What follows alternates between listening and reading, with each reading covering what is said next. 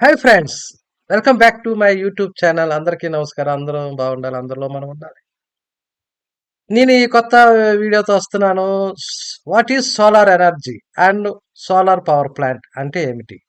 What is solar energy and power plant మనం సింపుల్‌గా తెలుసుకుందామండి. సైన్స్ అండ్ టెక్నాలజీ కూడా మనం డెవలప్ చేయాలి. అలాగే solar energy is light and heat and other forms of energy given off by the sun. అది. మన సోలార్ ఎనర్జీ అనేది లైట్ కింద వస్తుంది, హీట్ కింద వస్తుంది. Other forms of energy given off by the sun. సూర్యుడు భగవాన్ నుంచి మనకి ఆహ్, లైట్ వెలుతురు కింద వస్తుంది. అలాగే మనం వేడిగా వస్తుంది. మనం చూడండి కొంచెం నుంచోగానే వేడి పుడుతుంది. అలాగే అదర్ ఫార్మ్స్ ఆఫ్ ఎనర్జీ చాలా వస్తున్నాయి.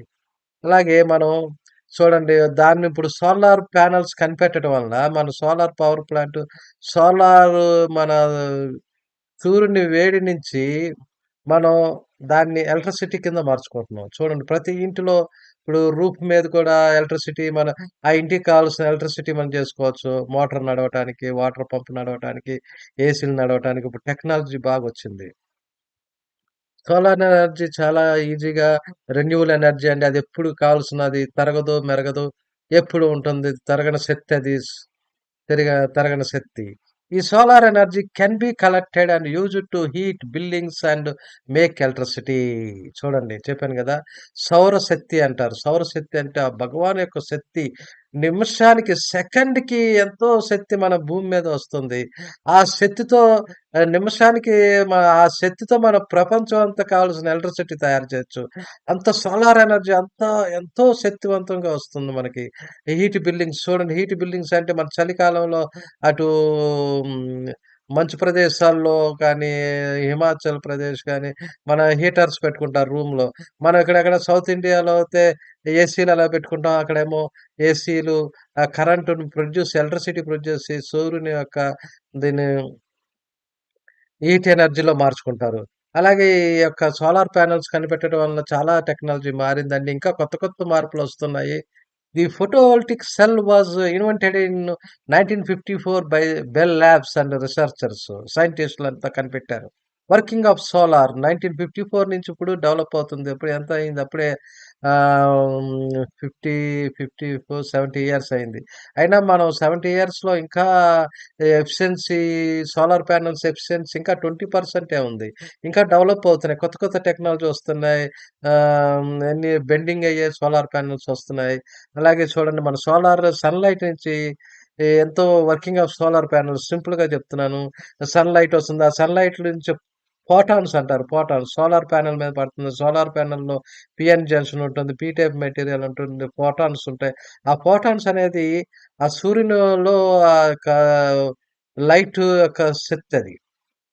ఎన్ టైప్ మెటీరియల్ ఉంటది. ఆ మెటీరియల్ నుంచి మనకి ఎలక్ట్రాన్ హోల్స్, పేరు, ఎమిటర్, బేస్ ఇయన్నీ రావటం వల్ల ప్లస్, మైనస్ కలవడం వల్ల electron flows from point A to point B and meets the hole at point B. అప్పుడు ఎలక్ట్రిసిటీ ప్రొడ్యూస్ అవుతుంది సన్‌లైట్ పడగానే. అలాగే solar energy system. The word photovoltaic comes from the word photons, which are particles that make up sunlight, as well as word volts, which is a measurement of electricity. Photovoltaic cells అంటారు ఆటిని. Sunlight నుంచి మనం కరెంట్‌ని తయారు చేస్తాం. What is solar energy system? ఈ solar ఎనర్జీని మనం తీసుకొని ఎలా తయారు చేస్తున్నాం? ఈ సన్‌లైట్‌ని తీసుకొని ఈ సోలార్ ప్యానెల్స్ 2 రకాలు ఉన్నాయండి. క్రిస్టల్, పాలిక్రిస్టల్ అని ఉన్నాయి. నేను సోలార్ పవర్ ప్లాంట్‌లో 3 ఇయర్స్ పనిచేశాను. దాంట్లో సోలార్ ఎనర్జీ మనం ఇది లైట్ పడగానే దాన్ని ఈ సోలార్ ప్యానెల్స్ మాడ్యూల్స్ ఏం చేస్తాయంటే, దాన్ని ఎలక్ట్రిసిటీ ఏసీ డీసీ కింద మారుస్తాయి. ఈ కరెంట్ అంతా. ఆ డీసీ నుంచి ఏసీ కింద మారుస్తారు ఇన్వర్టర్స్.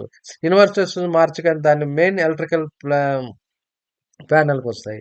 ప్యానెల్స్ నుంచి bidirectional utility meter, utility power, మన అటు గ్రిడ్‌కి పంపొచ్చు. ఆన్ గ్రిడ్, ఆఫ్ గ్రిడ్ అని ఉంటాయి. ఈ ఏసీ నుంచి డీసీ నుంచి ఏసీకి మార్చి మనం ఎలక్ట్రికల్ సప్లై ఇస్తుంటాం. విలేజెస్ ఇస్తుంటాం. నేను మధ్యప్రదేశ్‌లో పనిచేశాను.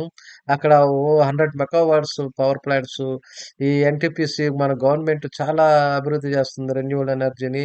ఇప్పుడు ఎలాగంటే థర్మల్ పవర్ ప్లాంట్ బొగ్గుతో చేసిన పవర్ ప్లాంట్స్ అన్నీ కొన్నాళ్ళకే ఉంటాయి పరిమితం.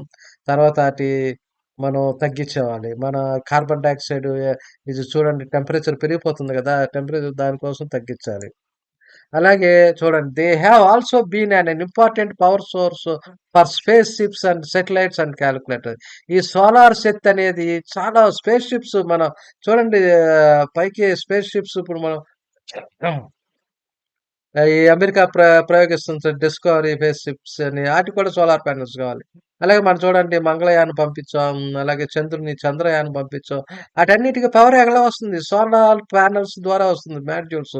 దానికి నడిసే శక్తి, దానికి కావాల్సిన పవరు, ఎలక్ట్రిసిటీ ఆటి యొక్క ఇన్‌స్ట్రుమెంట్స్‌కి కావాల్సిన శక్తి అంతా అవుతుంది. మనం చూడండి చిన్నప్పుడు కాలిక్యులేటర్స్‌లో కూడా సోలార్ పవరు, సోలార్ ప్యానెల్స్ అయి వాడి సోలార్ శక్తిని మన కాలిక్యులేటర్‌లో వాడాము. అలా ఇంకా డెవలప్ అవుతుంది. నెక్స్ట్ ఫ్యూ జనరేషన్‌లో నెక్స్ట్ 10 ఇయర్స్, 20 ఇయర్స్‌లో ఇంకా చాలా చాలా మార్పులొస్తాయి. సోలార్ పవరే మనకి వస్తుంది. కానీ ఇంకా అది గవర్నమెంట్ ఇంకా సబ్సిడీ ఇవ్వాలి. ఇంకా రావాలి. జనంలో రావాలి.